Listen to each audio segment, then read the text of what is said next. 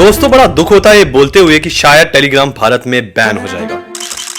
Telegram could get banned in India. अभी recently 26 अगस्त 2024 को Telegram के सीईओ पवेल डुरोव ने अपने प्राइवेट जेट से बाकू से टेक ऑफ किया और उन्होंने फिर फ्रांस के ली बोर्गे एयरपोर्ट पर लैंड किया। लैंडिंग के तुरंत बाद उनको फ्रेंच अथॉरिटी ने अरेस्ट कर लिया।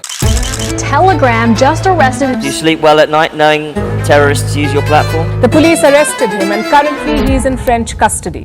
और उन पर वेरियस एलिगेशंस लगे जैसे organise crime, child exploitation, cyber bullying और टेररिज्म भी। ये पहली बार नहीं है कि जब डुरोव को अरेस्ट करने की कोशिश की। डुरोव को पहली बार अरेस्ट करने की कोशिश रशियन सरकार ने खुद ही की थी, जब कुछ पॉलिटिकल पार्टीज के पेजेस को उन्होंने हटाने से मना कर दिया था और इसी के कारण पवेल डुरोव को रशिया भी छोड़ना पड़ा। आखिर असली रीजन क्या है इस अरेस्ट के पीछे? आखिर टेलीग्राम एप्लीकेशन काम कैसे करता है? क्या ये जो एलिगेशंस इन पर लगे हैं वो असली हैं या सिर्फ ये एक कॉन्स्पिरेसी है? इन सब सवालों के जवाब हम ढूंढेंगे इस वीडियो में। हेलो एवरीवन, मेरा नाम अभिषेक है और ज्योग्राफी परफेक्ट में आप लोग का बहुत स्वागत है। Our right for privacy is more important than our fear of bad things happening, like terrorism.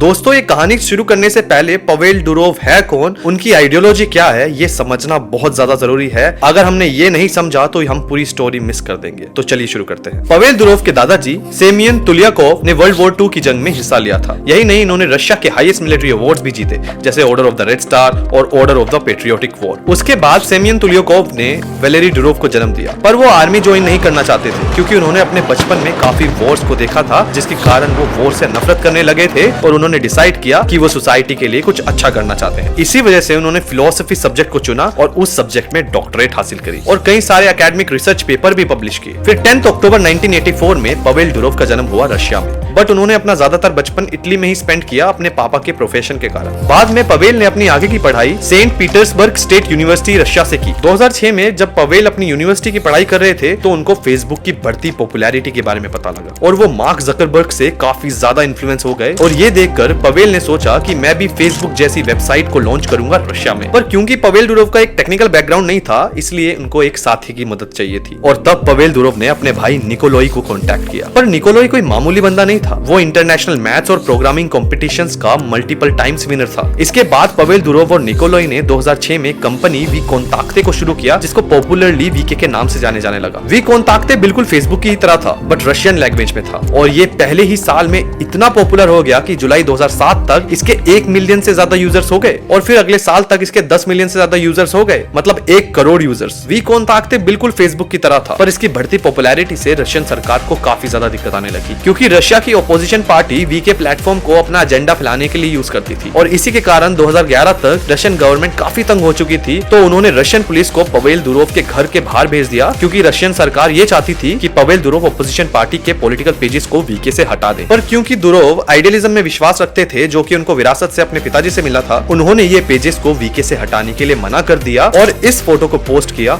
Russian police को ट्रोल करने के लिए। ऐसी कंट्रोवर्शियल चीजें पवेल डुरोव करते रहते थे। 2012 में उन्होंने दोबारा ऐसा किया जब एक रशियन जायंट कंपनी, ये वाली, इसको आप खुद ही पढ़ लेना, ने वी कोंताक्ते को खरीदने की कोशिश की तो उन्होंने ये वाली पिक पोस्ट की, पर पानी फिर सर के ऊपर से जा चुका था। फिर अप्रैल 2014 में रशियन गवर्नमेंट ने पर्सनल डेटा मांगा उन यूक्रेनियन प्रोटेस्टर्स का जिनकी प्रोफाइल वी कोंताक्ते पर थी, पर फिर डुरोव ने इस डेटा को रशियन सरकार को देने के लिए मना कर दिया और उन्होंने इसके लिए बोला कि ये चीटिंग होगी मेरे यूक्रेनियन यूजर्स के साथ और राइट टू प्राइवेसी का वायलेशन होगा। Privacy is not something that is relevant only to business users. पर क्योंकि रशिया और यूक्रेन के बीच में हमेशा से टेंशन बनी रहती थी और आज के वक्त तो यहाँ पे वॉर्स भी चल रही है, इस वजह से डुरोव पर बहुत ज्यादा प्रेशर होने लगा। रशियन गवर्नमेंट के काफी प्रेशर के बाद पवेल डुरोव को वीके को बेचना पड़ा और 21 अप्रैल 2014 को डुरोव को वी कोंताक्ते के सीईओ की पोजीशन से डिसमिस कर दिया गया। इसके लिए पवेल ने व्लादिमीर पुतिन को ब्लेम किया और कहा कि वी कोंताक्ते के बोर्ड में सारे पुतिन के एलाइज हैं और उन्होंने मिलकर साजिश की है पवेल को डिसमिस करने के लिए। इसके बाद पवेल डुरोव और निकोलोई को रशिया छोड़ना पड़ा और उन्होंने रशिया छोड़कर सेंट किटिस एंड नेविस की सिटीजनशिप खरीद ली किसी लोकल शुगर इंडस्ट्री को 2 करोड़ रुपए डोनेट कर। 2014 से पहले ही पवेल पवेल दुरोव और निकोलाई ये समझ गए थे कि शायद उनको वीकोंताक्ते छोड़ना पड़ेगा, इससे पहले ही उन्होंने एक एप्लीकेशन पर काम करना शुरू कर दिया जिसका नाम रखा था उन्होंने टेलीग्राम। फिर सेंट किटीज एंड नेविस की सिटीजनशिप के मिलने के बाद उनको समय मिल गया और पवेल और निकोलाई ने टेलीग्राम पर काम करना जोर शोर से शुरू कर दिया और उनका सिर्फ एक एम था कि वो इनक्रिप्टेड मैसेजिंग एप्लीकेशन खोलेंगे। और यही है इनकी सारी फसाड की जड़,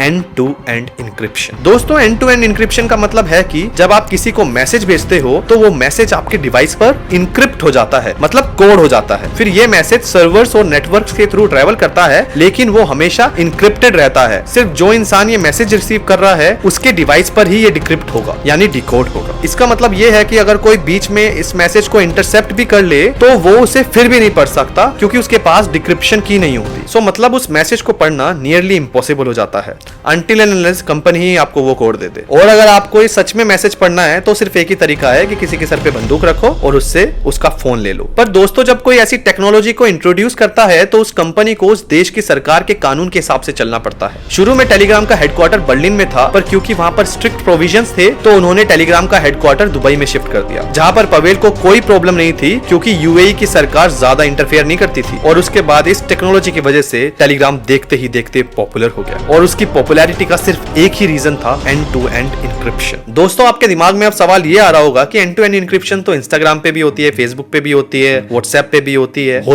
पर टेलीग्राम उन सब से भी ज्यादा सेफ है। और इसका सिंपल रीजन है कि ज्यादातर ये एप्लीकेशन यूएसए बेस्ड होती है, मतलब इनके हेडक्वार्टर यूएसए में ही है। और अगर आपको लगता है कि आप कुछ भी पोस्ट करेंगे और कुछ भी मैसेज करेंगे और बच जाएंगे तो ये गलत है, क्योंकि आप हमेशा गवर्नमेंट स्क्रूटनी के अंदर होते हो। क्योंकि इनकी पेरेंट कंपनीज जैसे मेटा ने इन इंक्रिप्शन कीज का बैकडोर एक्सेस यूएसए की सरकार और इंटेलिजेंट एजेंसीज को दिया हुआ है। पर आइए इसको अब एक उदाहरण की मदद से समझते हैं। फॉर एग्जाम्पल, अगर इंडिया में कोई क्राइम होता है व्हाट्सएप पर, तो इंडिया यूएसए की इन्वेस्टिगेशन एजेंसी जैसे एफबीआई से कॉन्टैक्ट करेगा और फिर एफबीआई बैकडोर एक्सेस की मदद से मेटा से इंक्रिप्शन और डिक्रिप्शन की जो यूएसए में स्टोर्ड है वो लेगी और इन कीज को इंडिया भेज देगी। और फिर क्या, क्रिमिनल पकड़ा जाएगा। सिंपल है ना। पर टेलीग्राम ने इस चीज को पहले ही आइडेंटिफाई कर लिया और अपने सारे सर्वर्स को डिसेंट्रलाइज कर दिया, मतलब जो उनका डेटा होता है वो अलग अलग कंट्रीज में स्टोर्ड होता है, सेम जैसे क्रिप्टो काम करता है डिसेंट्रलाइज्ड नेटवर्क के थ्रू। अब आइए इस सिचुएशन को दोबारा एक एग्जांपल के थ्रू समझते हैं। जैसे फॉर एग्जांपल, पाकिस्तान के दो टेररिस्ट है और उनमें से एक इंडिया में बैठा है और दूसरा पाकिस्तान में बैठा है। अब इन्होंने एक दूसरे को मैसेज भेजा, पर इंडिया के पास सिर्फ एन्क्रिप्शन की है क्योंकि वो इंडियन सर्वर में है। पर एन्क्रिप्शन की होने के बावजूद भी इंडियन इन्वेस्टिगेशन एजेंसी इसको पढ़ नहीं सकती क्योंकि उसके पास तो डिक्रिप्शन की है ही नहीं, क्योंकि वो तो पाकिस्तान के सर्वर में स्टोर्ड है और पाकिस्तान तो किसी भी हालत में वो डिक्रिप्शन की इंडिया को नहीं देने वाला। और इस इन्वेस्टिगेशन को इस केस में पूरा करना नियरली इम्पॉसिबल हो जाता है। इसी कारण से टेलीग्राम व्हाट्सएप से भी ज्यादा सेफ है क्योंकि उसका डिसेंट्रलाइज्ड नेटवर्क है।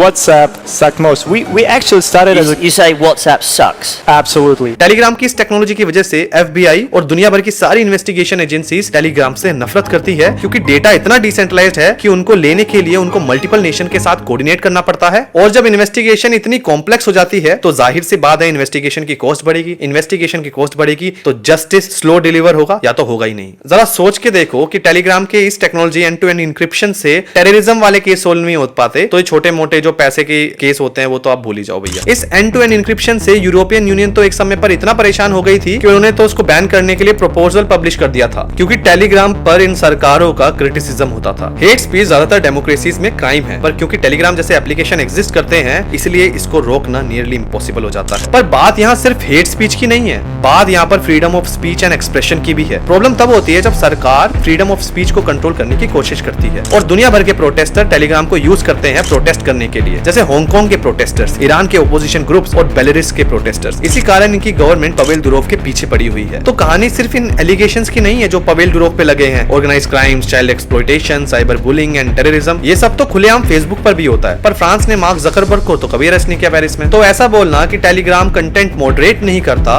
कंटेंट मॉडरेट तो ट्विटर भी नहीं करता, फेसबुक भी नहीं करता, कोई भी नहीं करता, तो ऐसा बोलना जायज है क्या? पर इसके लिए क्या पवेल दुरोव को 20 साल की सजा होनी चाहिए? क्या ये सजा freedom of speech and expression के खिलाफ नहीं है? क्या ये जस्टिस है? मुद्दा सिर्फ यही नहीं, ये बहुत बड़ी कॉन्स्पिरेसी है और अगर इसमें यूएसए इन्वॉल्व हुआ तो पवेल दुरोव जेल भी जा सकता है क्योंकि यूएसए जिस केस में इन्वॉल्व होता है वहां पर कन्विक्शन रेट 99.6% है। और हमको भूलना नहीं चाहिए कि पवेल दुरोव के ओरिजिन रशिया से हैं, तो यूएसए और रशिया वाला एंगल भी आ जाता है इस डिबेट में। जैसा कि हम जानते हैं कि रशिया यूक्रेन के साथ वॉर में है, तो यूएसए यूएसए और रशिया कुछ भी करेंगे इस वॉर में लेवरेज के लिए, क्योंकि टेलीग्राम का बैकडोर एक्सेस इस वॉर का रुख चेंज कर सकता है, क्योंकि टेलीग्राम का डेटा रशिया और यूएसए के लिए बहुत इंपॉर्टेंट है। इस वजह से यूएसए और रशिया इसमें बहुत ज्यादा इन्वॉल्व है। और फ्रांस ने पवेल डुरोव को अरेस्ट करके ये एज हासिल कर लिया। ये सब जो पवेल डुरोव पर एलिगेशंस है, ये टिप ऑफ द आइसबर्ग है, कहानी कुछ और ही है। असली कहानी क्या है ये तो समय आने पर ही पता लगेगा। दोस्तों, इस अरेस्ट के बाद दो पॉसिबिलिटीज है, या तो पवेल डुरोव अरेस्ट होंगे या फ्रांस को टेलीग्राम का बैकडोर एक्सेस मिल जाएगा। और अगर फ्रांस को मिला तो यूएसए को भी मिला, समझ लो। टेलीग्राम बैन तो नहीं होगा, पर एक और वेस्टर्न बेस्ड टेक कंपनी हो जाएगी। और इस सब के बीच में freedom of speech and expression पिस जाएगी, राइट टू प्राइवेसी पिस जाएगी। और ये दोनों राइट कोई भी डेमोक्रेटिक देश को पसंद नहीं होते, चाहे वो यूएसए हो, फ्रांस हो, इंडिया हो या बांग्लादेश क्यों ना हो। पवेल डुरोव ने एक बार कहा था, to be truly free you should be ready to risk everything for freedom. कुछ सुना नहीं लग रहा? तुम मुझे खून दो, मैं तुम्हें आजादी दूंगा।